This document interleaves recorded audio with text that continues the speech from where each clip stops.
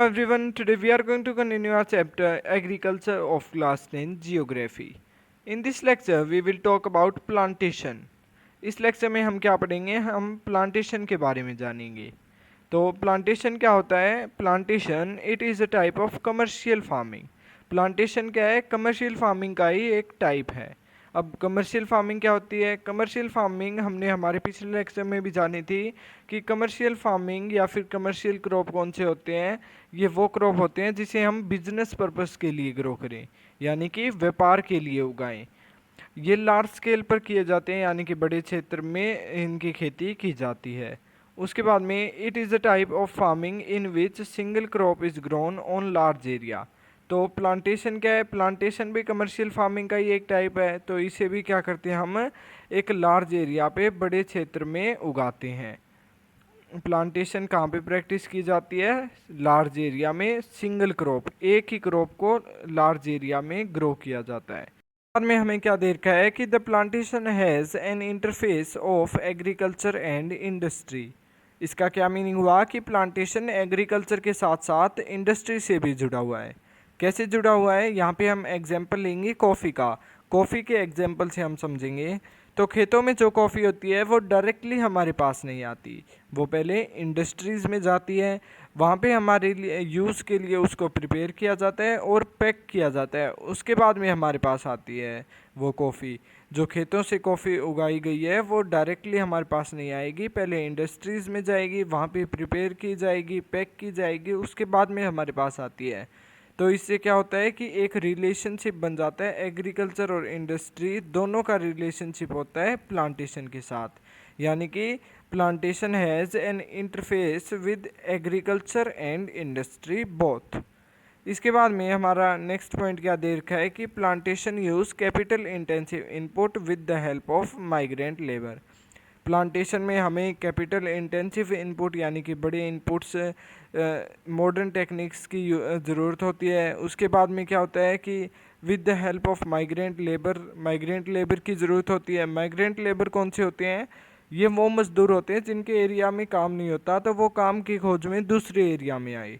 अब दूसरे एरिया में आने में यहाँ पे माइग्रेंट लेबर ही क्यों चाहिए? इनका क्या जो एडवांटेज रहेगा कि जो माइग्रेंट लेबर रहेंगे वो क्या कहते हैं कि 24 घंटे अपनी फसल के पास ही रहेंगे वहाँ पे, तो उस फसल की केयर अच्छे से हो पाएगी। उसके बाद में क्या होता है कि यहाँ पे स्किल्ड लेबर की भी ज़रूरत होती है। यहाँ पे हर किसी को हम प्लांटेशन में यूज़ नहीं कर सकते, यहाँ पे स्किल्ड लेबर की भी ज़रूरत होती है। उसके बाद में ऑल द, यहाँ पे एक पॉइंट और रह गया हमारा कि all the produce is used as raw material in respective industries. अब क्या होता है कि प्लांटेशन में हमें जितना भी मटेरियल हम उगाते हैं वो सारा रॉ मटेरियल के तौर पे यूज़ किया जाता है इंडस्ट्रीज़ में। जो खेतों में हम प्लांटेशन करते हैं वो रॉ मटेरियल होता है और उसे फाइनल गुड में कैसे कन्वर्ट किया जाता है? इंडस्ट्रीज़ में कन्वर्ट किया जाता है। उसके बाद में tea plantation in Assam, North Bengal and coffee plantation in Karnataka, banana plantation in southern part of India, rubber plantation in Kerala and bamboo plantation in North East India etcetera are some important plantation crop grown in India. अब यहाँ पे हमें important plantation crops के बारे में बताया गया है कि टी कहाँ पे ग्रो की जाती है? असम, नॉर्थ बंगाल में। उसके बाद में कॉफ़ी कहाँ की जाती है? कर्नाटका। बनाना कहाँ किया जाता है? Southern part of India. रबड़ कहाँ पे ग्रो किया जाता है? केरला में। Bamboo is grown in North East India. ये कुछ इम्पोर्टेंट प्लांटेशन क्रॉप है, तो हमें इनको याद रखना है। उसके बाद में since the production is mainly for market, a well developed network of transport and communication connecting the plantation areas, processing industries and market is present.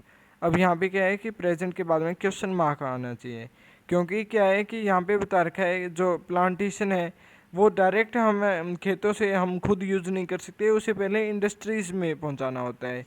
क्योंकि जो हमारे खेतों में जो प्लांटेशन करते हैं हम, वो रॉ मटेरियल होता है, उसे वो फाइनल मटेरियल नहीं होता। तो उसे रॉ से फाइनल में कन्वर्ट करने के लिए क्या होता है कि इंडस्ट्रीज़ में पहुंचाना होता है। इसीलिए यहाँ पे कह रखा है कि well developed network of transport and communication should be there. So that's all for today. We will continue our chapter in our next lecture.